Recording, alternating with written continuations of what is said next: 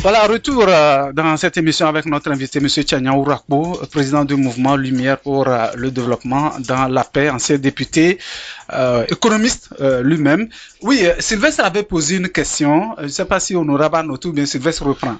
Non, il demandait est-ce que ce serait adopté avant ou après si le 31 dans le délai. décembre. Ce qui est sûr, c'est que tel que nous savons, comme ça se passe d'habitude ici, c'est que ça sera adopté même avant le 31 décembre. Mais il y a des députés qui proposent, par exemple, on était mercredi dans cette émission avec le président de la dite député, M. Goguet, qui demandait quand même, il nous disait que lui il est en train de proposer que ça soit adopté après le 31 décembre. J'ai peur de dire qu'il est en train de prêcher dans le désert. Parce que moi, je ne vois pas le président de l'Assemblée nationale se mettre à dos au gouvernement. Ça s'est passé une fois au Bénin. Ça s'est passé une fois au Bénin. Les députés ont refusé d'adopter le budget avant la date. Et la loi l'a prévu. On peut reconduire maintenant le 12e. Il nous disait ça. Voilà. Mais tel que ça se passe ici, avec toutes les contraintes que ce gouvernement s'est imposé, je ne suis pas sûr qu'ils vont accepter que... Vous savez, on dit que la République ne dort pas.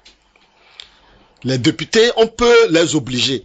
Et ça, c'est plusieurs fois passé, de rester là-bas toute la nuit, faire le travail.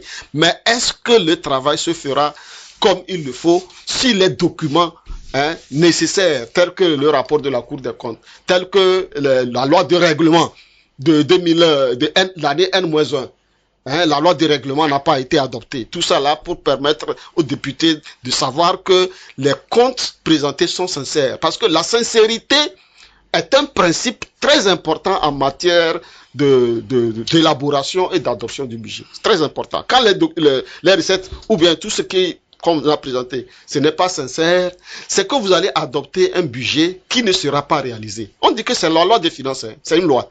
Ça veut dire qu'une fois adopté, c'est que ça doit être exécuté.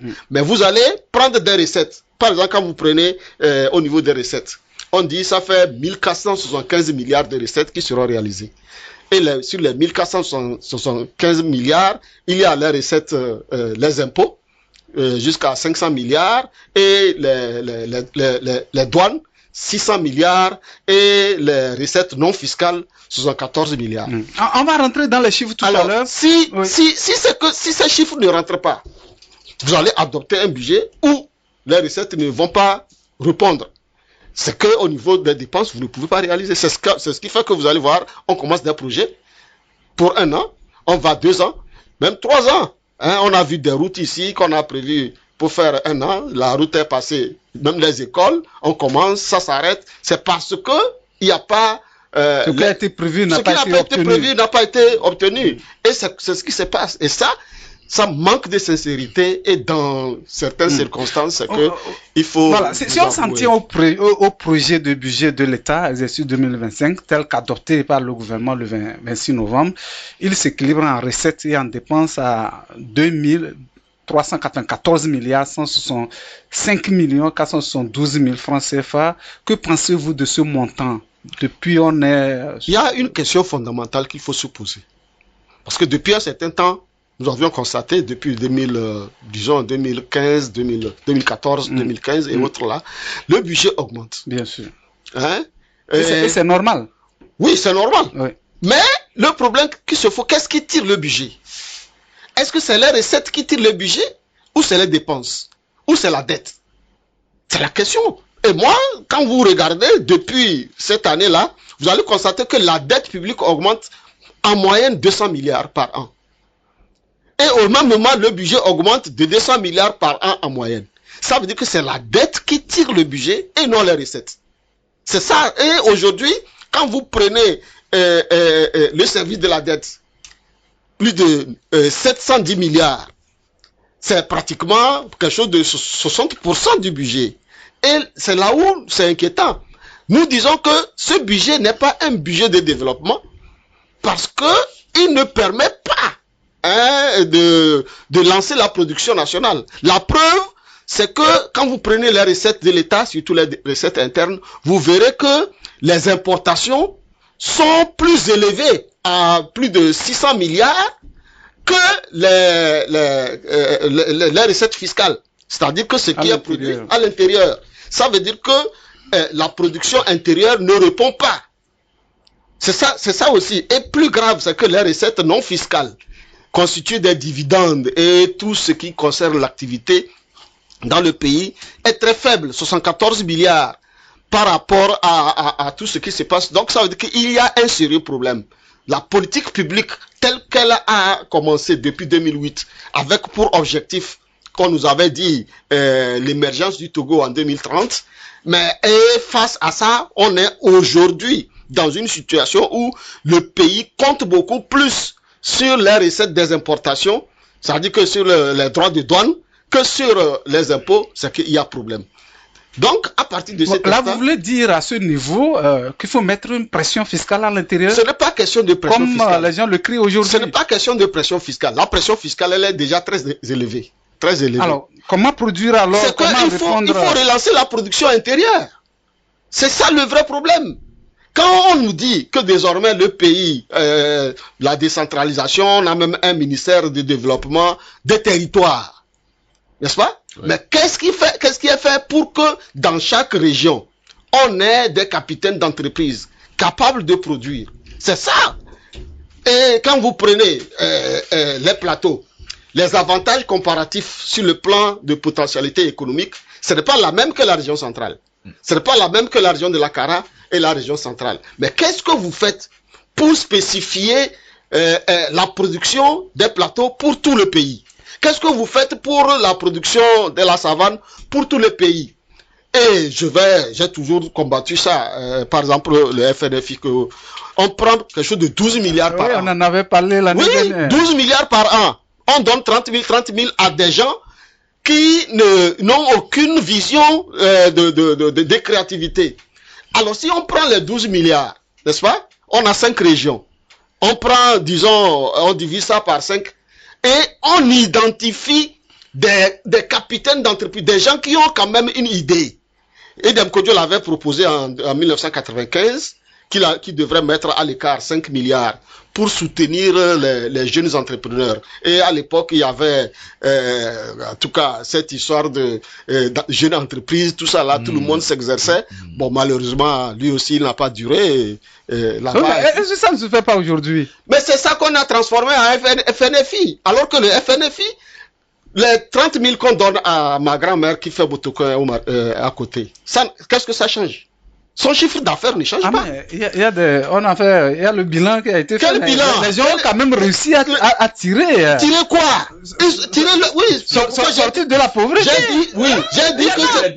J'ai dit que c'est pour. Non. Oui, mes amis, Mathieu. Oui, mais ça a permis aux gens de se relancer. Le FNFI a aidé seulement à soigner la pauvreté. À soigner la misère. Mais ça ne permet pas de créer la richesse. Ici, on dit de créer la richesse. C'est ça. Si vous prenez au moins dans chaque région un capitaine d'entreprise à qui on donne 5 milliards, on lui dit tu dois recruter au moins 100 ou 200 personnes par an. Mais on te suit. Mais c'est comme ça qu'on a fait des grands entrepreneurs dans beaucoup de pays. En fait, ce que dit l'honorable par rapport au FNFI, je pense que j'ai toujours parlé de ce sujet ici. Et de créer les champions. De créer les champions. Et comment ça se fait? C'est que par rapport au mécanisme du FNFI, bon, le mécanisme qui existait et qui a prévalu, c'était 30 000, comme le disait l'honorable. Mais avec le temps, avec les apports, il y a eu évolution. Donc maintenant, ça se fait par typologie. Donc ce ne sont plus, en tout cas, ce n'est pas un package qu'on donne à tout le monde. Mais on voit, selon vos capacités, vos business plans, on vous affecte les choses qu'il faut. Les gens peuvent aller même jusqu'à faire avoir des crédits de 5 millions avec FNFI. Donc les choses ont évolué et les gens essayaient quand même de tirer profit de cela. Mais au-delà de tout, ce que nous disons, c'est de créer des capitaines d'industrie. C'est ce que dit l'honorable. Et là, l'État a cette obligation maintenant d'identifier des jeunes entrepreneurs promoteurs qui ont un business plan assez, disons, performant, on les accompagne et ça va. Sinon, actuellement, avec les 30 000, ce que ça donne, c'est la saturation. Tout le monde se livre au commerce de soja, des beignets de soja, de tchoukoutou, de zogman. Quand vous êtes 4 femmes dans une fond à vendre des choses de beignets de soja, qui va acheter? Il y aura saturation et c'est fini. Avec la même clientèle, vous allez tomber. Donc c'est pourquoi nous disons qu'il doit y avoir une éducation financière qui accompagne en même temps ces micro-crédits là ou bien ces bonnes femmes là qui s'essaient dans le commerce. Donc il faut structurer cela. Je pense que c'est à cela que nous appelons nos autorités. Sylvestre. Et justement, le mois du consommateur local devait être une idée appropriée pour créer les richesses. Mais malheureusement, nous voyons que l'État ne fait pas assez d'efforts. L'État est vraiment foutu. Juste un Partout, c'est l'État. Lors de la période covidale, il y a un jeune qui est encore là, il est à Idogomé actuellement. Un jeune qui a réussi à faire donc de la farine avec du pain avec le manioc. La farine du manioc. La farine du manioc. Il a réussi à faire du pain. Même le Premier ministre est allé voir l'installation. Mais après, aller demander à ce jeune-là aujourd'hui. Lui-même, il avait quand même pu avoir quelques machines. Si on avait soutenu le jeune là, est-ce qu'on irait encore à Russie ou en Ukraine pour demander du blé? Vous voyez? Nous parlons de l'État parce que c'est lui qui donne l'orientation. C'est tout. Les études sur le terrain pour savoir quel est le potentiel économique de chaque région, c'est l'État qui va le faire. Ça coûte très cher. Mais on peut le faire. Nous avions quand même des économistes, nous avions des sociologues, il suffit de constituer une bonne équipe. Avec tout ce dont on a besoin. En 3-4 mois, ils vont vous sortir un rapport ici. Et l'État maintenant va orienter. Quand vous prenez toute la région des plateaux, aujourd'hui, qu'est-ce qu'on produit pour le Togo, pour l'extérieur, en produit fini? Non. C'est les produits, les matières premières que nous alors qu'on ne crée pas de la richesse. On parle de la valeur ajoutée. Les impôts, c'est sur la valeur ajoutée que vous créez. Et on ne le fait pas. Donc, on est dépendant. Et c'est ce qui explique le fait qu'on importe plus. Et vous verrez que la balance commerciale du pays est déficitaire de plus de 53%.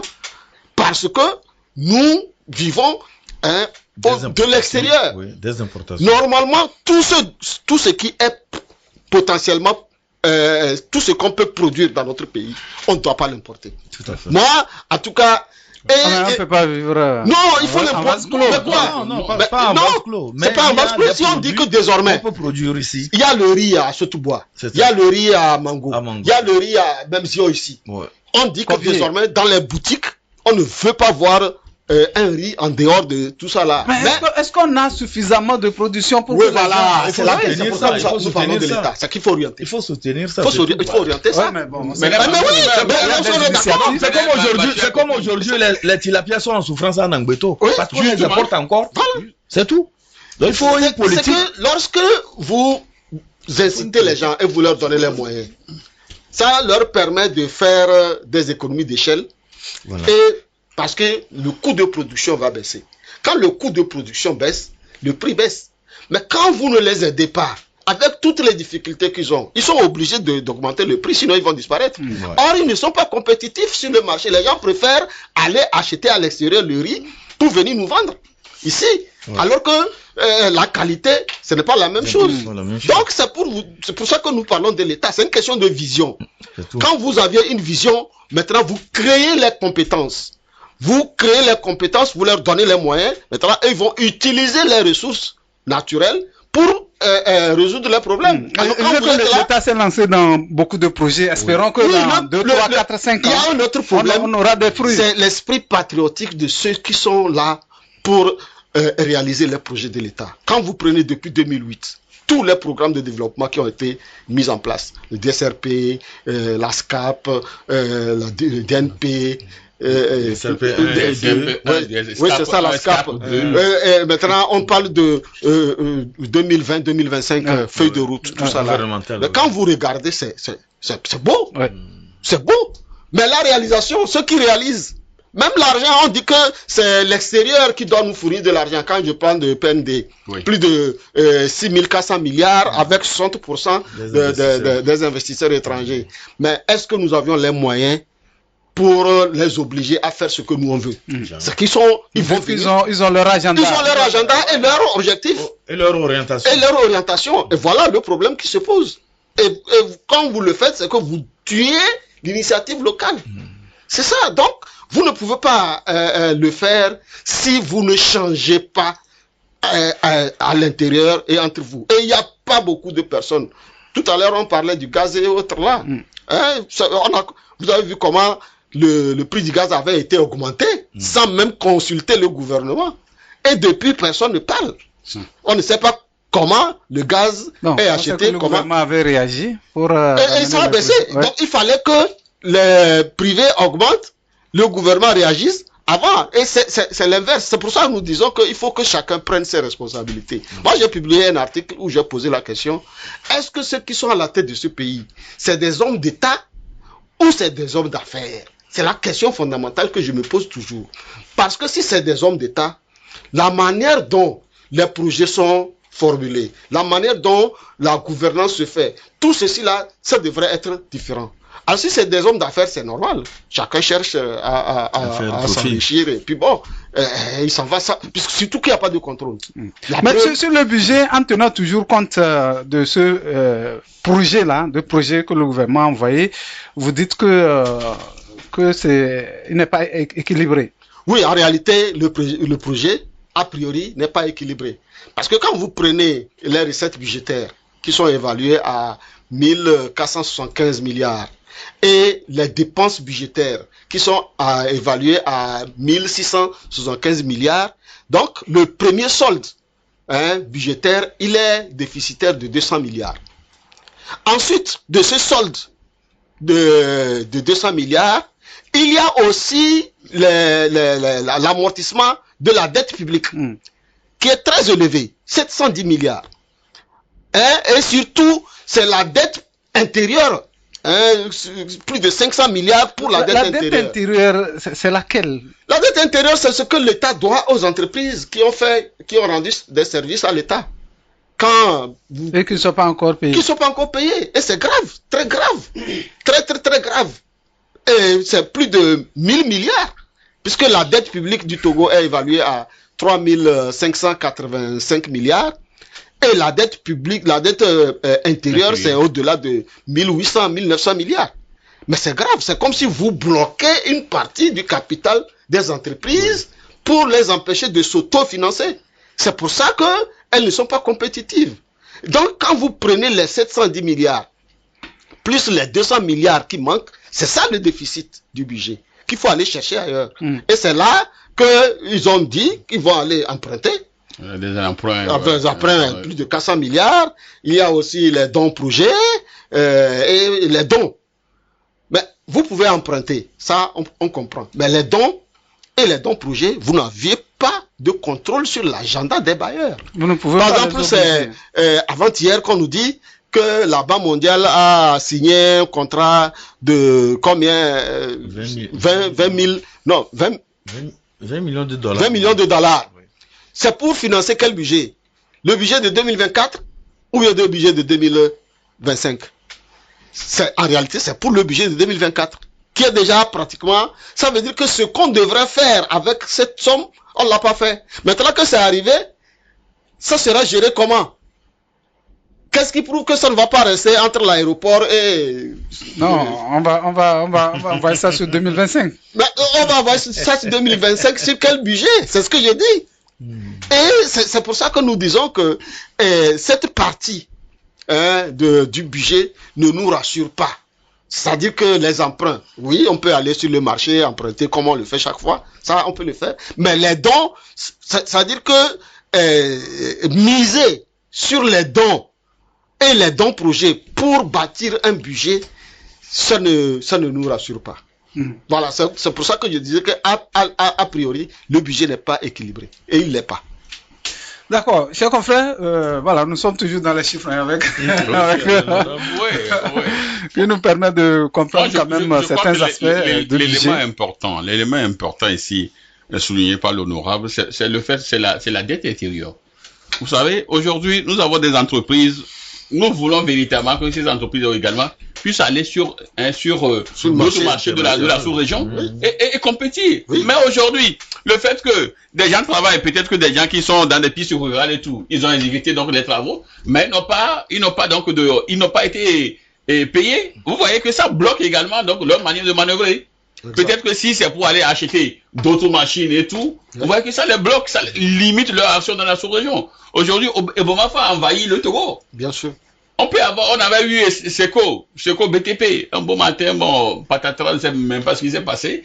Mais vous savez, ces sociétés-là peuvent également compétir à l'intérieur si on arrive à faire d'eux, pas de le monde, mais au moins payer ce qu'ils ont, ce que l'État doit à ces sociétés-là. Mais ça ne se fait pas. Donc voilà un peu, on ne crée pas des capitales d'industrie. Les Dangote, on peut avoir 1000 Dangote dans ce pays s'il y avait une volonté politique. Je vous informe.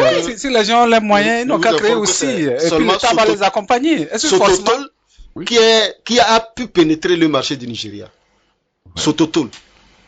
Vous voyez? Alors que c'est un vaste marché. Le Nigeria envoie tout chez nous, mais nous, on n'envoie rien.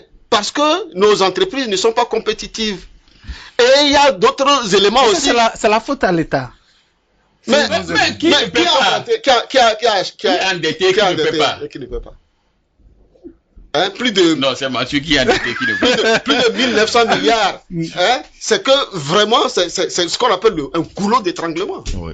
Hein? Et vous dites le ratio service de la dette rapporté aux recettes internes, 710,621 milliards sur 1475,584 milliards, soit 48,15%, alors que la norme est de 15%. Oui, ça veut dire que le pays, il y a de la mégalomanie. C'est comme au village, hein. Quelqu'un qui, quand il prend son salaire, il doit payer plus de 48% la dette. Et le voilà, lui, qui organise les fêtes. Hein, c'est lui qui, avec les bagues, ça dit que tout est scintillant chez lui. Mais c'est ça, c'est de la mégalomanie. Et nous, en économie, on parle de fait, comment j'ai oublié le mot, mais c'est mauvais, c'est pas bon. Donc, la première des choses, c'est il faut réduire les trains de vie de l'État. Les sommets, quand vous prenez la répartition des ressources, ministère par ministère, mais il y a des choses vraiment que, si vous permettez, il y a par exemple le ministère de l'économie et des finances, plus de 53 milliards pour soutenir le fonctionnement du ministère. C'est quoi? C'est OTR et autres, là, tu sais, ils ont ce qu'on appelle les tri-tri, tout ça là. Mais, oui, on peut réduire ça à 25 milliards, pourquoi pas? Parce que chaque trimestre, ils ont des avantages, alors que les gens mangent au dépotoir. Ça là, il faut diminuer ça. Le ministère du Plan, pratiquement la même chose. Hein? Il y a de ces avantages-là. Il faut réduire. Quand vous prenez le ministère des Affaires étrangères, 18 milliards pour le rayonnement de l'image du Togo à l'extérieur. C'est important aussi parfois. Non, mais ça nous rapporte quoi? Il était au Cuba la dernière fois pour un sommet. Et là, oui, le ministre togolais a dignement représenté. C'est quoi dignement représenté? Et ça rapporte quoi au pays? Ça veut dire que tous ces voyages-là, il faut ramener ça au temps de Adema. Le budget de la présidence n'a jamais dépensé 6 milliards. Alors que c'était la période que le monde connaissait. Mais aujourd'hui, le budget de la présidence, ça fait 26 milliards. Bon, je ne sais pas comment. On parle de gestion stratégique. Honorable a été trouvé. Non, je peux t'envoyer ça. C'est ce qui a été adopté. Ok. J'ai les chiffres. L'année dernière, par exemple, parce que ce budget n'est pas encore adopté. Oui, mais c'est proposé. Mais c'est ce qui est le document est là. Vous voyez, et il y a des ministères où, bon, on accorde des choses, développement à la base, 18 milliards.